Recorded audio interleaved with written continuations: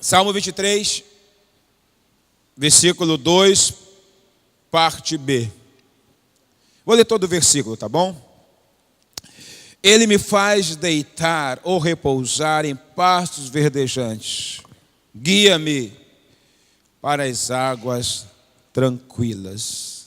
Glória a Deus. Pai querido, em nome do Senhor, abençoa esta manhã, abençoa, Pai, essa pregação, Senhor. Ajuda-me e abençoe a tua igreja, no nome de Cristo Jesus. Amém. A gente viu há 2 domingos, dentro desse versículo 2, que há 4 condições básicas para que as ovelhas descansem, deitem e descansem tranquilamente e possam então produzir, serem saudáveis. E essas condições são, a primeira delas, eu disse que elas precisam estar plenamente tranquilas. Se não houver um ambiente tranquilo, e se houver, seja mesmo que uma leve sombra de suspeita de que existe perigo iminente, elas não descansam, ficam agitadas para lá e para cá. Eu disse também que por causa do seu comportamento social, de luta entre no grupo, no rebanho, disputa pelos melhores lugares do pasto, pela melhor relva e tal, somente pelas mais velhas, existem muitos conflitos entre elas, lutas, etc. Se estiver conflito entre o rebanho, se houver uma agitação, elas também não conseguem descansar, não é? Eu disse também que se elas estiverem tomadas por parasitas, por carrapatos, moscas, elas também ficam aflitas e ficam a noite toda para lá e para cá tentando, roçando em galhos, em tocos, em árvores, em cercas, para aliviar essa coisa que perturba muito os parasitas quando são atacadas por isto. E por último, eu disse que elas não deitam enquanto não estão bem satisfeitas. Se estiverem com fome, elas também não conseguem deitar. Ficam desesperadas, pastando a noite toda para aliviar ou matar a fome. E se essas condições não forem satisfeitas, o rebanho será magro, desnutrido e não dará o retorno esperado pelo Criador, pelo pastor. E nós temos visto que essas condições só podem ser satisfeitas pelo pastor. A presença do pastor resolve isso, quando elas estão se sentindo inseguras. A presença do pastor resolve também a questão do conflito. Quando ele aparece, acaba todo o conflito. E a questão dos parasitas, somente quando chega o verão, eu disse semana passada, ele sabe que é uma época propícia para que parasitas, moscas, carrapatos, etc., ataquem as ovelhas. Ele gasta um dinheiro para preparar uma solução química dentro de uma espécie de um tanque, e ele passa entre o rebanho e ao observar o rebanho, quando ele vê algumas que estão agitadas, ele já sabe o que é. Ele vai lá, olha, examina e vê que ela está sendo tomada ou já está tomada por parasitas. Ele a pega e mergulha dentro dessa solução, mata todos os parasitas e ao mesmo tempo funciona como repelente. Ele tem que gastar dinheiro, ele tem que preparar, não são produtos baratos, e ele precisa andar entre o seu rebanho. E para a fome, quando o pasto se torna ressequido, quando o pasto se torna ruim, ele procura pastos melhores, e como nós vimos, as grandes criações de carneiros, de rebanho, de ovelhas, acontecem nos lugares áridos e semiáridos. Lá é o melhor lugar para se criar, por incrível que pareça, mas a comida não é fácil, o pasto não é verdejante. Porque nesses lugares elas estão menos, elas ficam mais imunes a essas intempéries, principalmente a questão de moscas, carrapatos, não se proliferam com tanta facilidade. Todavia, para ter paz verdejante, o pastor tem que arregaçar as mangas, tem que arar a terra, tem que tirar pedras, tem que suar muito, plantar, regar, cuidar, para ter pastos verdejantes.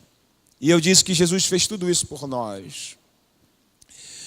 Ele muitas vezes nos faz mergulhar nas suas substâncias, para nos curar, para nos moldar, para nos transformar. Enfim, todo o trabalho da igreja é uma atitude primeira começada em Jesus Cristo, por amor que Ele tem por cada um de nós. Pelo seu amor por suas ovelhas, Ele desceu do céu, Ele pagou o preço, Ele ama, Ele cuida, Ele zela. Tudo isso Ele faz, porque Ele ama. Assim era o bom pastor. Davi entendia que como ovelha do bom pastor, Deus cuidava dele, assim como Ele cuidava dessa forma das ovelhas aos seus cuidados, da família que estava aos seus cuidados. Eu quero trabalhar um pouco. Leva-me para junto das águas de descanso. Nesse versículo 2 ainda, a parte final dele. Guia-me para as águas tranquilas. Glória a Deus. Quando as ovelhas ficam sedentas, elas tornam-se inquietas. E elas partem à procura de água para se satisfazerem. E se não forem conduzidas a bons depósitos de águas pura e limpa, muitas acabarão nesse trajeto, né? Elas acabarão bebendo em poças sujas, poluídas, onde há um tempo depois elas vão apresentar problema de saúde, pois essas águas transmitem doenças infecciosas que não aparecem por enquanto, mas aparecem um tempo depois.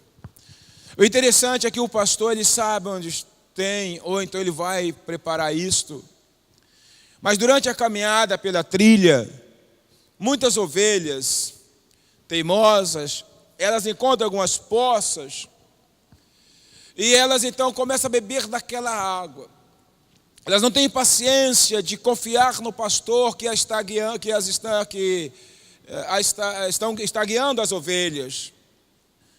Elas não têm paciência de confiar naquele pastor, neste momento que elas estão sedentas, e o pastor sabe onde estão as fontes.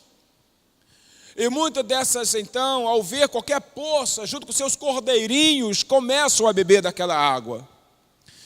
E um tempo depois de um efeito retardatário, começam a ficar doentes, magras, algumas até chegam a morrer. Isto é uma excelente ilustração para as nossas vidas. Há períodos que nós passamos por sede do sentido espiritual. Há períodos que a gente passa por dificuldades. Mas o nosso bom pastor, ele tem um tempo para tudo. Ele sabe o que faz. A gente precisa aprender de uma vez por todas a descansar em Deus. O Deus que nos salvou é um Deus que nos ama. O Deus que nos salvou é um Deus que tem o controle de todas as coisas. E que está cuidando de nós. Porque nós somos para Ele preciosos, acima de todas as coisas. E o que Ele tem para nós é uma eternidade, não bênçãos passageiras. Ele vai cuidar de você, Ele está cuidando de você, e Ele é um pastor diligente. Ele não tira os olhos da nossa vida, Ele sabe onde estão todas as fontes que a seu tempo vão suprir nossas necessidades. Mas quando vem o verão, as lutas, a sede, as dificuldades, a falta, muitas pessoas tiram os olhos do Senhor e começam a beberar-se de fontes que a princípio parecem ser boas. A princípio parece interessante, mas são contaminadas. E um tempo depois, os problemas, as enfermidades na alma, no espírito começam a aparecer. Porque não tem paciência de guiar, de seguir o bom pastor. Não confia para descansar em Deus e seguir esperar em Deus seguir a sua liderança. Ficam agitadas, frenéticas, inquietas. Em qualquer lugar que diz, lá é bom, lá resolve, pessoas saem correndo. Não confiam que o bom pastor está cuidando, tem o tempo para tudo. É difícil passar por dificuldades. Não é fácil quando vem o tempo das adversidades. Não é fácil quando vem o tempo da escassez. Quando vem o tempo quando nós não compreendemos muito bem o que está acontecendo. Mas precisamos confiar que o bom pastor está cuidando de nós. Que o bom pastor vai nos guiar a águas tranquilas. Vai nos levar para águas de descanso. É esperar nele. É confiar nele. Mas muitas ovelhas do bom pastor começam a bebericar ou a beberar-se de qualquer lugar que diz isso resolve. E um tempo depois, o resultado é que a pessoa passa a ter problemas espirituais em muitos casos. Confie nesse bom pastor e, acima de tudo, no lugar que ele te plantou. Ele está cuidando de você. É Ele que sabe onde estão os pastos verdejantes, onde Ele preparou esse pasto, onde tem as águas tranquilas. Mas elas só se tornam necessárias no momento em que vêm as lutas. E então algumas ovelhas começavam a beberar-se de poças poluídas. E aí contraíam vermes, causadores de várias enfermidades. Deus ainda é o Senhor da igreja. Tem que ter paciência. Tem que manter os olhos levantados para o Senhor, confiando no Senhor.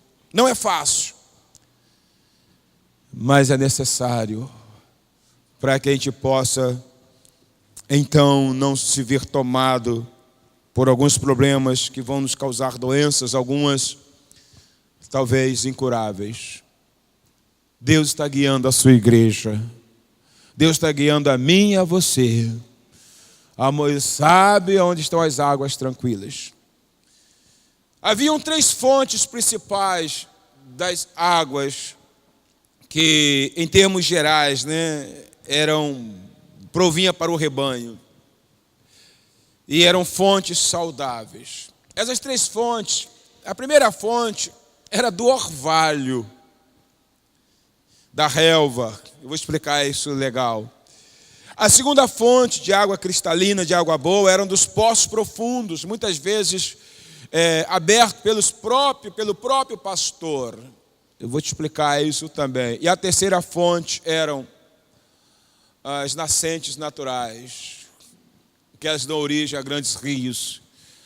Quando na sua origem, no seu início, elas saem de forma límpida, clara como cristais, cristalinas, como nós usamos essa expressão. Isso eram as 3 fontes. Eu quero trabalhar com cada fonte com os irmãos, que vai abençoar a nossa vida. A primeira, do orvalho da relva, era a primeira fonte de água cristalina. Vinha do orvalho. Os carneiros têm o hábito de despertarem bem cedo, antes do alvorecer, e lá eles começam logo a pastar. Bem cedo, se você um dia ler alguma coisa ou ver alguma coisa, vai ver que é bem cedinho eles já estão a pastar. Despertam cedo. Nas primeiras horas do dia, a vegetação ainda está coberta do orvalho, do sereno da noite. Então, como eles acordam bem cedo, despertam bem cedo e já começam a pastar, aqueles orvalhos com aquelas gotículas do sereno, aquelas folhas, né, do orvalho da noite, estão encharcadas. Como eles ingerem ali a relva, então elas vão cheias aquelas gotículas. E com esta água que é pura, que é límpida, que vem do sereno, eles conseguem, adquirem, absorvem grande quantidade, porque comem muito, e então eles conseguem passar longo tempo com aquela água. Na verdade, os carneiros no inverno não ingerem muita água, mas no verão, então, de manhã, eles conseguem ainda ficar muito tempo com este líquido que ele ingeriu junto com a forragem, junto com a relva. Quase não vão beber água, porque já foram supridos. Mas isso tem que ser bem cedinho. Portanto, o pastor diligente, ele procura levar, ou despertar, ou conduzir, ou fazer com que as suas ovelhas vá pastar nestas relvas, molhada do orvalho, bem cedinho. Então ele acorda cedo e eles a conduz para esses lugares, a fim de que possam ingerir um líquido saudável, puro. Esta é a primeira fonte. Na vida cristã, irmãos, é de importância observarmos que, na maioria dos casos, as pessoas mais saudáveis, confiantes e capacitadas a enfrentar as complexidades da vida são as que se levantam cedo diariamente para orar e alimentar-se da palavra de Deus. Não há hábito mais saudável do que levantar cedo, gastar um tempo com Deus e depois gastar um tempo se alimentando da palavra de Deus. Não há coisa tão gostosa. Para isso, a vida precisa ser reorganizada. Se você chegar lá em casa depois das 10, dificilmente você vai me encontrar acordado. Eu desmaio, entre 9h30 e 10 horas é o período de desmaio. Às vezes a Jane está vendo um programa que ela gosta muito de ver lá no canal 85, canal de saúde, Irmãos à Obra. Eu gosto também. Mas os Irmãos à Obra, eles... Está muito tarde agora, reformam casa, aquela coisa toda. Eu gosto de, os caras são bons demais. Eu assistia quando era mais cedo. Aí quando eu sento assim com ela para começar a assistir. Antes, primeiro vem Vancouver. Não é ame ou deixe. Ele é interessante também. Não tem aquelas coisas sem vergonha que você sabe disso. Não tem nada disso. Essa imundície. Mas eu nunca termino o programa de assistir. Nunca. Ela me fala, vai para a cama que está desmaiando. Sabe por quê, irmãos? Raras são as vezes que 5 horas eu não estou de pé ou de joelhos. Não estou falando isso para me vangloriar não, tá, irmão? Estou falando de experiência própria. É o método na minha vida.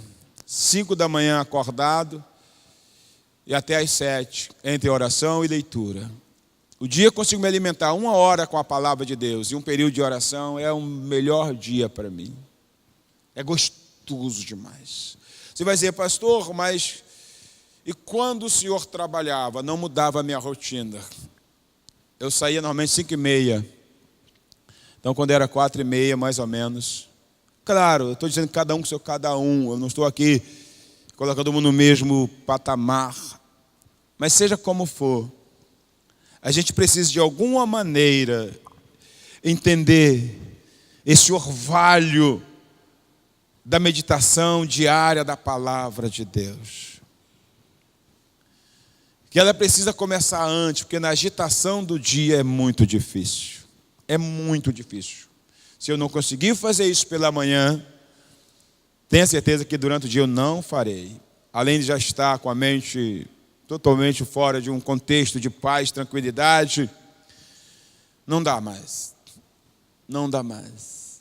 Então a gente precisa se alimentar, lutar para pelo menos leitura sistemática da palavra de Deus, livro por livro. Terminei Lamentações sexta-feira. Sábado comecei Ezequiel. Ontem eu não consegui ler porque eu vim cedo para a igreja. E esse ano eu termino toda a Bíblia em um ano. Já li o Novo Testamento 2 vezes esse ano. Agora vou terminar o Velho, fechei em um ano. Chega janeiro, eu começo Gênesis de novo. Daqui a pouco eu terminei. Certamente eu tenho um pouco mais de facilidade. Certamente eu tenho um pouco mais de condições. Óbvio, claro. Mas isso não quer dizer que não haja necessidade de se alimentar do orvalho puro da palavra de Deus. Este é puro, irmãos. Este é puro. Eu preciso me alimentar. Portanto, as pessoas mais serenas, confiantes e capacitadas a enfrentar as complexidades da vida, porque a vida é complexa, meu irmão. Se alguém pensa que a vida é fácil, não sabe o que é viver. A vida é complexa. As situações, as circunstâncias, o ser humano, e nós, claro, somos seres humanos, somos complexos também. Porém, as pessoas que se apresentam mais confiantes, serenas, capacitadas, você vai observar que elas têm o hábito de amanhecer o dia degustando do orvalho da palavra de Deus. Ele é puro. Ele não se enche de essas posses, essas lamas, essas coisas, esses debates em televisão que dá mais briga de rádio do que mesmo conteúdos que você possa beber. Isso aqui é palavra genuína, irmão, isso é orvalho de Deus. Tente, de alguma forma, arranjar um tempinho para meditar da palavra, ler a palavra, sentar e ler a palavra.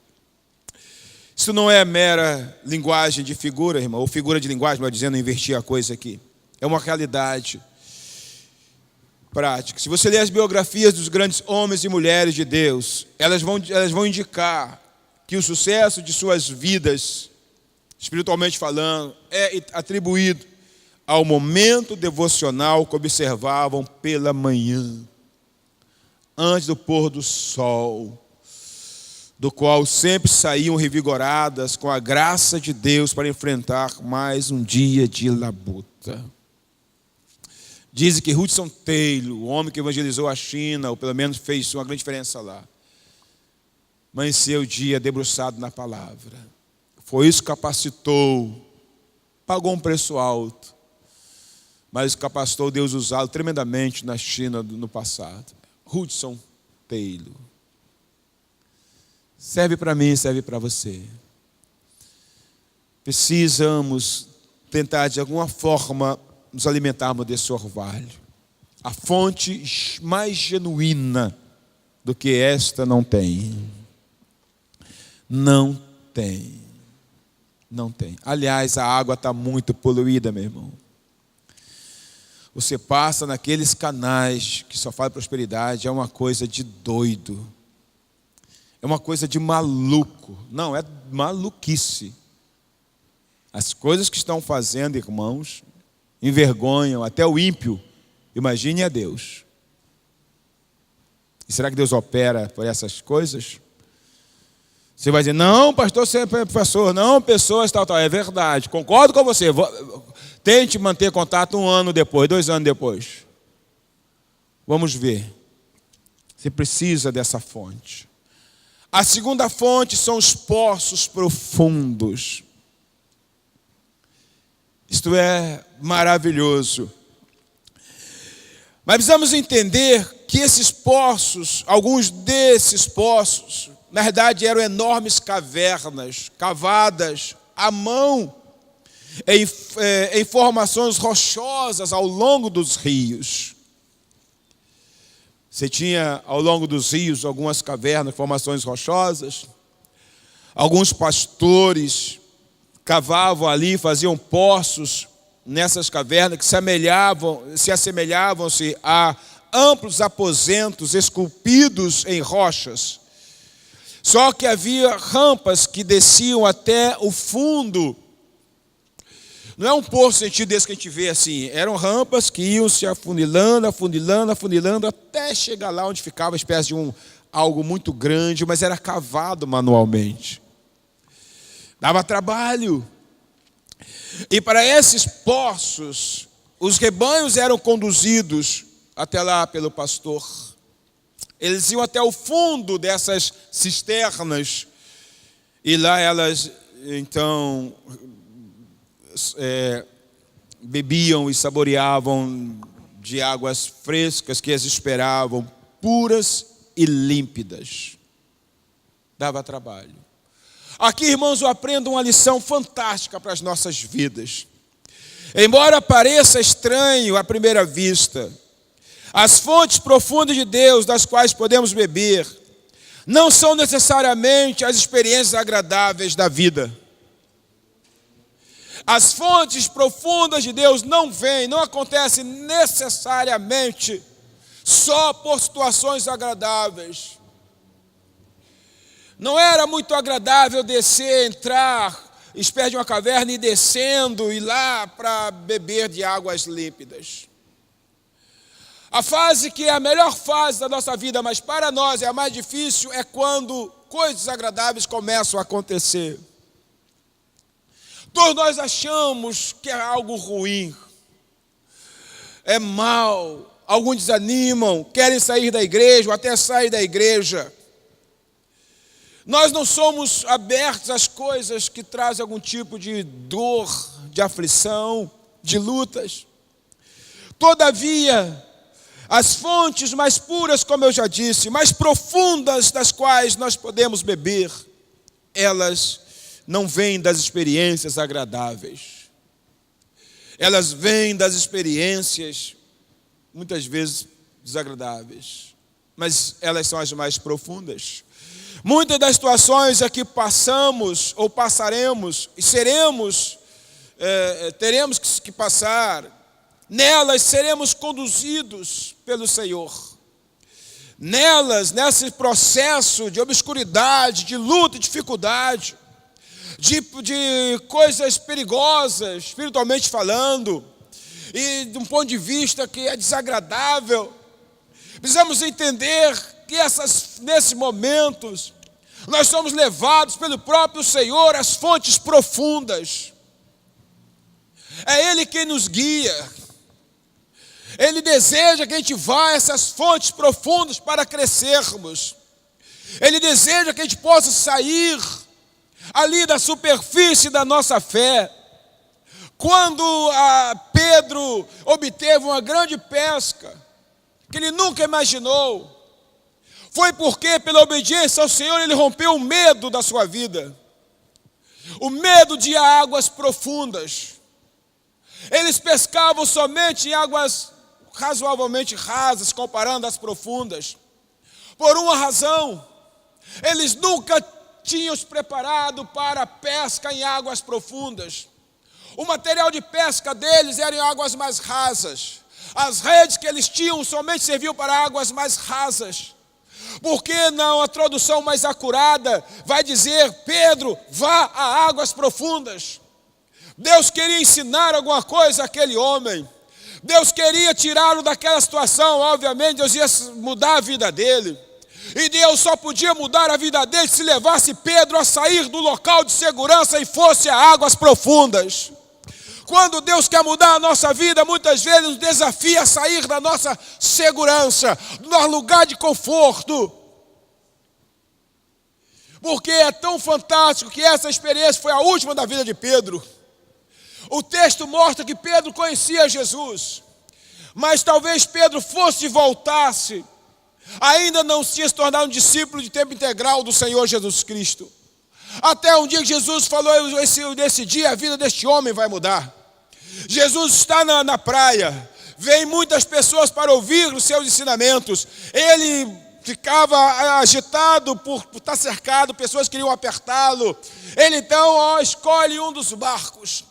Os dos barcos estavam ali sendo já limpando as redes de uma noite infrutífera. Tinha outros barcos. Jesus não entrou na vida de Pedro por um acaso. Jesus não entrou no barco de Pedro por um acaso. Ele sabia que era Pedro, mas ele estava prestes a mostrar a Pedro algo diferente. Sua vida iria mudar. Nossa vida, enquanto continuar na superfície, espiritualmente falando, não muda muita coisa. Vai ser a rotina do dia a dia. Ele entrou no barco e disse: Pedro, afasta esse barco. Pedro não contra-argumentou. Pedro não falou: Senhor, mas estamos cansados. Senhor, arruma outro, eu não aguento mais de sono. Ele não disse isso. Ele obedeceu. E no final, ele disse: não saia às redes, Pedro. Pedro falou alguma coisa, tipo, pescamos a noite toda, mas ele dizendo assim, vá a águas profundas. Pedro, saia daqui, vá a águas profundas. Os melhores peixes estavam lá. Os maiores peixes. O interessante é que, naquela situação, Deus operou um milagre, que as redes não se romperam. Quase, mas não se romperam. Mas, humanamente falando, Pedro não tinha material, equipamento de pesca suficiente para as águas profundas. Ali houve um milagre, porque Deus sustentou e fez com que não houvesse um rompimento das redes. Porque Pedro nunca pegou tanto peixe tão grande, tão saudável, tão maravilhoso. As águas profundas. As maiores fontes na nossa vida. O crescimento, as águas puras, é quando Deus nos leva a esses poços. Poços já cavados e preparados pelo próprio pastor. O pastor das nossas vidas. O nosso grande pastor. Parece um paradoxo. Mas não é um paradoxo.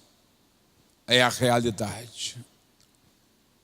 As ovelhas seguiam o pastor. E o interessante é que ele mergulhava lá nas águas para mostrar a elas que não havia perigo. Então ele se despia e ficava lá, mergulhado. Elas então começavam a beberar-se daquelas águas. Elas tinham que descer. Eram águas limpas, puras. Muitas vezes, irmãos, Deus nos faz descer, mas lá estão as fontes mais profundas de Deus. Depois que Pedro se vê impactado com tudo aquilo, o espanto e todo um misto de sentimento e emoção tomou conta dele. Deus disse: mas é para isso que eu estou te chamando. Deus tem nos chamado para as águas profundas, meus irmãos. São nessas situações adversas. Mas bastava as ovelhas olharem para o pastor e elas então sentiam segurança. Precisamos nos lembrar que Deus está conosco, que Ele está operando na situação ou nas situações em meu favor. Que mesmo sendo obscura, infalivelmente, elas redundarão em benefícios para mim e em glória para Ele, segundo os seus propósitos. Preciso entender que não há lugar que eu possa ir que meu Senhor não esteja lá primeiro. Não há caminho que eu tenha que passar que meu Senhor já não passou. Lembre-se que Moisés, para tirar o povo do Egito, viveu no deserto primeiro, porque ele conhecia o caminho. Diga ao seu vizinho: não há caminho que Deus te leve, ou que Ele já não esteja à tua frente, já não tenha passado. Mas nós começamos a beber água em qualquer lugar. Nós perdemos a confiança. Ele está operando para o nosso benefício. Ele está operando para o nosso bem. Mesmo que a situação seja obscura, estranha, Ele está operando. Ele já passou. Quando eu cheguei aqui, meu Senhor já estava. Quando eu cheguei aqui, No meio da igreja ele passeava. Quando eu cheguei aqui. Vamos lá. Quando eu cheguei ali. Quando eu cheguei ali. Onde você for, ele já está lá, te aguardando. Disse, pode beber que essa água é boa. Eu preparei para você. A gente quer ir de helicóptero, né? De jatinho. Ele preparou. E elas então seguiam a trilha, olhando para o pastor. Olhando para o pastor. A terceira fonte, que eu vou finalizar com ela. Nascentes naturais. Coisa maravilhosa. Essas nascentes são fontes também de águas limpas, límpidas, puras, cristalinas. Mas é interessante que no seu curso, até se unir a outros veios de água, outros rios de águas, né? Até se tornar um grande rio, até desembocar no mar. Em muitos lugares, elas formam piscinas. Alguns fazem até barreiras. Também são fontes. Os pastores conheciam lugares assim. E podiam levar suas ovelhas para estes lugares também, seu rebanho, quando havia essa necessidade. Como eu disse, muitas eram teimosas, bebiam em qualquer lugar. Mas, enfim, era a terceira fonte da água natural. Mas eles precisavam confiar no pastor. Tudo tem a ver com ser guiado pelo pastor. Confiar no pastor. E o que eu vejo aqui aplicando para os nossos dias, para a gente terminar, irmãos, é sobre a necessidade de nos deixarmos ser guiados pelo Espírito Santo.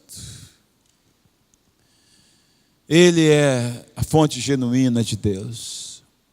Ele foi enviado para nos conduzir. E você vê no capítulo 14, 15, 16 de João, não vamos ler nenhum versículo ali, mas é o Espírito Santo, o condutor, o guia.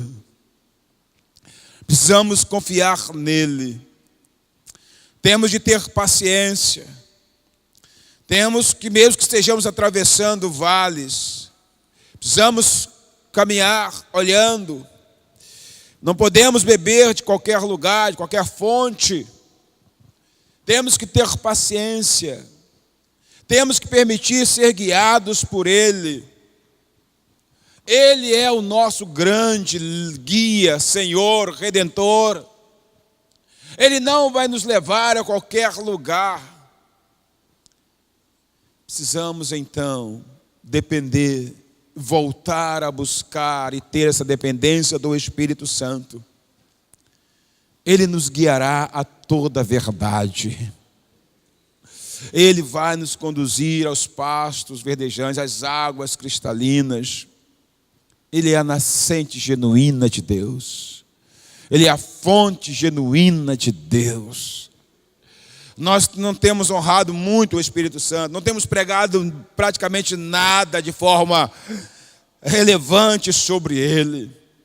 Nós só falamos do Espírito Santo em termos de dons, disso, aquilo, outro. Mas ele é muito mais do que isso. Ele é uma pessoa. Ele quer que confiemos nele. Ele deseja que entreguemos sua vida aos seus cuidados. Ele é o representante de Deus. Deus diz, confie nele. Eu enviarei o Espírito Santo. Precisamos depender mais dessa fonte genuína. Desse maravilhoso Senhor que habita em nós e por meio de nós. Ele está nos guiando, portanto, Deus, por meio do Espírito Santo, para junto das águas de descanso. Ele é a nascente natural. Ele é a fonte transbordante. Ele é infalível. Pessoas têm confiado demais em Deus, em pessoas, em coisas, em objetos, em metodologia para ser abençoados, em tantas coisas. Mas há alguém que Jesus enviou. é a fonte, é a nascente natural de Deus. É aquele que muitas vezes começa pequeno na nossa vida, até nos fazer se tornar em algo grande conforme os seus propósitos. Siga o Espírito Santo. Dependa do Espírito Santo. Tenha comunhão com Ele, pois Ele foi dado a você na medida em que você se rendeu a Jesus Cristo. Na medida em que você se rendeu a Jesus Cristo, Ele fez habitar em você, em nós, o seu Espírito Santo. É Ele quem nos guia, Ele que nos fortalece, é Ele quem nos renova. E é através dele que Deus nos fará experimentar essa boa, perfeita e agradável vontade que Ele tem para cada um de nós.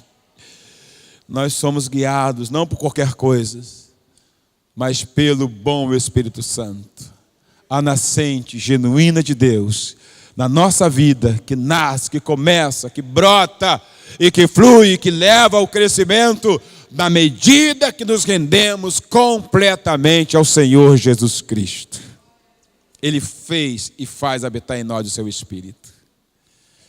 Que você possa então, irmãos, confiar em Deus, permanecer firme, pois Ele está te guiando. E Ele, aos passos verdejantes, está cuidando de você. E finalmente te leva às águas tranquilas ou águas de descanso. Se entregue a Ele. Ele é o teu bom pastor. Dependa, confie. Não importa o que você esteja vivendo. Não importa, confie. Deus é que está à frente. Ele é o Senhor desta igreja, não é o homem, é Ele. E de todo aquele que a Ele se rende. Você é rebanho do seu pastoreio.